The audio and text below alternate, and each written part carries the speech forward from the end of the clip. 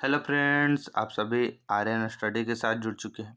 आज की लेक्चर में हम लोग क्लास 10th का केमिकल रिएक्शन एंड इक्वेशन के बारे में डिस्कस करने वाले। तो चलिए बिना देर के हुए स्टार्ट करते हैं। सबसे पहले समझते हैं कि केमिकल रिएक्शन होता क्या है। तो केमिकल रिएक्शन एक प्रकार की प्रोसेस है जिसके अंतर्गत एक या एक से अधिक सबस्टांस के द्वारा एक नए सबस्टांस का फॉर्मेशन होता है जिसका प्रॉपर्टीज होता है वो अलग होता है। क्या बोले? केमिकल रिएक्शन एक प्रोसेस है जिसके अंतर्गत एक या एक से अधिक सबस्टांस के द्वारा एक नए सबस्टांस का फॉर्मेशन होता है जिसका प्रॉपर्टीज अलग होता है। सबस्टांस कहने का मतलब एलिमेंट हो सकते हैं, कंपाउंड हो सकते हैं। ठीक है, सबस्टांस कहने का मतलब मॉलिक्यूल्स, एलिमेंट, कंपाउंड हो सकते हैं। ठीक है, जैसे कि एग्जाम्पल समझ सकते हैं, हाइड्रोजन और ऑक्सीजन को मिलाने से दो गैसियस सबस्टांस है। हाइड्रोजन और ऑक्सीजन दो गैसियस एलिमेंट है, उनको मिलाने से वाटर का फॉर्मेशन होता है। जो कि ये गैस गैस है, ये वाटर, गैस से वाटर बन गया, लिक्विड बन गया। तो ये दोनों का जो प्रॉपर्टीज हुआ वो अलग हो गया, इसका स्टेट भी चेंज हो गया। इसलिए इस प्रकार की अभिक्रिया, इस प्रकार के रिएक्शन को ही केमिकल रिएक्शन कहते हैं। कुछ और एग्जांपल समझ सकते हैं हम लोग। जैसे हमारे शरीर बॉडी के अंदर डाइजेशन ऑफ फूड, भोजन का पचना भी एक क्या है, केमिकल रिएक्शन का एग्जांपल। रेस्पायरेशन भी, रस्टिंग ऑफ आयरन, जो आयरन होता है उसके ऊपर रस्टिंग हो जाती है, कोरोजन लग जाती है, वो भी क्या है, केमिकल रिएक्शन का example. Burning of magnesium ribbon, magnesium ribbon का जलना भी क्या है, केमिकल रिएक्शन का एग्जांपल। फॉर्मेशन ऑफ कर्ड, मतलब दही को जलना, जमना, दूध से दही को जमना भी क्या है, केमिकल रिएक्शन का एग्जांपल।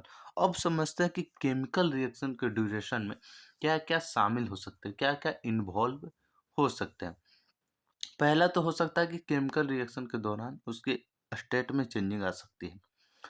स्टेट में चेंजिंग कैसे आएगी, यहाँ पर समझ सकते हैं। जिसमें हाइड्रोजन गैसियस है, ऑक्सीजन भी गैसियस, और वाटर का फॉर्मेशन हो रहा है वो लिक्विड, गैस गैस मिलकर लिक्विड का फॉर्मेशन कर रहा है। तो इस प्रकार का जो है केमिकल रिएक्शन के ड्यूरेशन में स्टेट में चेंजिंग हो सकते हैं।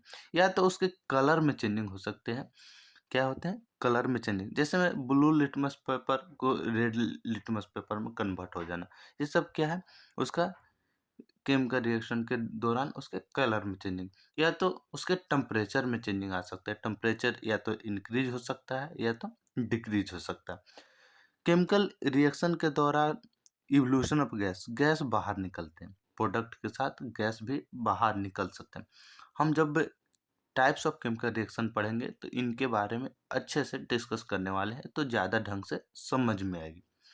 आगे देखते हैं कि जो केमिकल रिएक्शन है उसको दो तरह से रिप्रेजेंट किया जा सकता है। केमिकल रिएक्शन को हम लोग दो तरह से रिप्रेजेंट कर सकते हैं, पहला वर्ड इक्वेशन के थ्रू और दूसरा केमिकल इक्वेशन के थ्रू।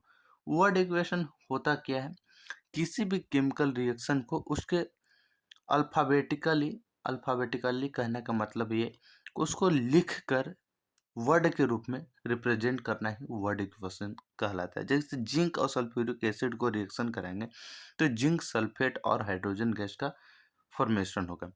तो एरो के जस्ट पहले वाला साइड को लेफ्ट हैंड साइड बोलते हैं, एरो के बाद वाला साइड को राइट हैंड साइड बोलते हैं। इसको बोलते हैं रिएक्टेंट और इसको बोलते हैं प्रोडक्ट।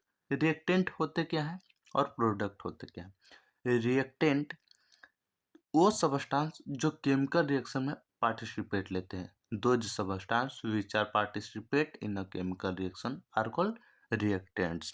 मतलब जितने भी सबस्टांस केमिकल रिएक्शन में पार्टिसिपेट लेंगे वो सारे के सारे रिएक्टेंट्स कहलाएंगे। और प्रोडक्ट केमिकल रिएक्शन के दौरान फॉर्मेशन जो होते हैं, प्रोडक्ट जो बनते हैं उन्हीं को क्या कहते हैं, प्रोडक्ट। केमिकल रिएक्शन के बाद जो फॉर्म्ड होते हैं प्रोडक्ट सबस्टांस, उसी को क्या बोलते हैं, प्रोडक्ट बोलते हैं। जैसे में जिंक सल्फेट यहाँ पर फॉर्म्ड हुआ तो प्रोडक्ट हुआ हाइड्रोजन भी।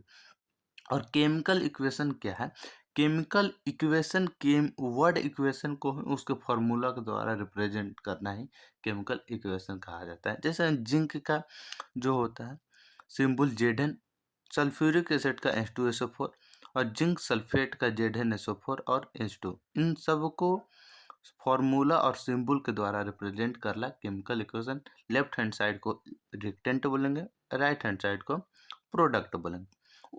केमिकल रिएक्शन का अगर डिफिनेशन समझा जाए तो इस तरह से हम लोग समझ सकते हैं, इस तरह से याद रख सकते हैं। ऐसे तो हम समझा चुके हैं कि केमिकल रिएक्शन क्या है, केमिकल इक्वेशन क्या है। केमिकल रिएक्शन को ही केमिकल इक्वेशन एक ऐसा फॉर्म्स है जिसमें जितने भी सब्सटेंस उपस्थित होते हैं उन सब का फॉर्मूला और सिंबल के द्वारा रिप्रेजेंट करना ही क्या कहलाता है, केमिकल इक्वेशन कहलाता है। केमिकल इक्वेशन किसी भी केमिकल रिएक्शन को में उपस्थित सब्सटेंस के फॉर्मूला और सिंबल के द्वारा रिप्रेजेंट करना है क्या कहलाता है, केमिकल इक्वेशन कहलाता है। जैसे कि समझ सकते हैं, यहाँ पर समझा चुके हैं हम। एक एग्जाम्पल और देखते हैं जो महत्वपूर्ण है, जो एनसीईआरटी में दिए हुए हैं और इम्पोर्टेंट है कि मैग्नीशियम रिबन को जलाने से पहले, बर्न करने से पहले उसको रगड़ा क्यों जाता है, सैंड पेपर के द्वारा उसको रब किया जाता है। तो मैग्नीशियम जो रिबन होता है उसके ऊपर ऑक्सीजन से पहले ही रिएक्शन करके एक लेयर उसके ऊपर आ जाता है। मैग्नीशियम ऑक्साइड को प्रोटेक्टिव लेयर होता है जो उसको जलने में मदद नहीं करती है, उसी को सैंड पेपर के द्वारा रब करके रगड़ कर उसको हटाने के बाद उसको तब जलाया जाता है, तब मैग्नीशियम ऑक्साइड का निर्माण करता है। आज के लेक्चर में इतना है, आशा करते हैं आप सबको अच्छे ढंग से समझ में आई होगी। अगले के लेक्चर में हम लोग types of chemical reaction and equation, chemical reaction के टाइप्स के बारे में डिस्कस करते हैं।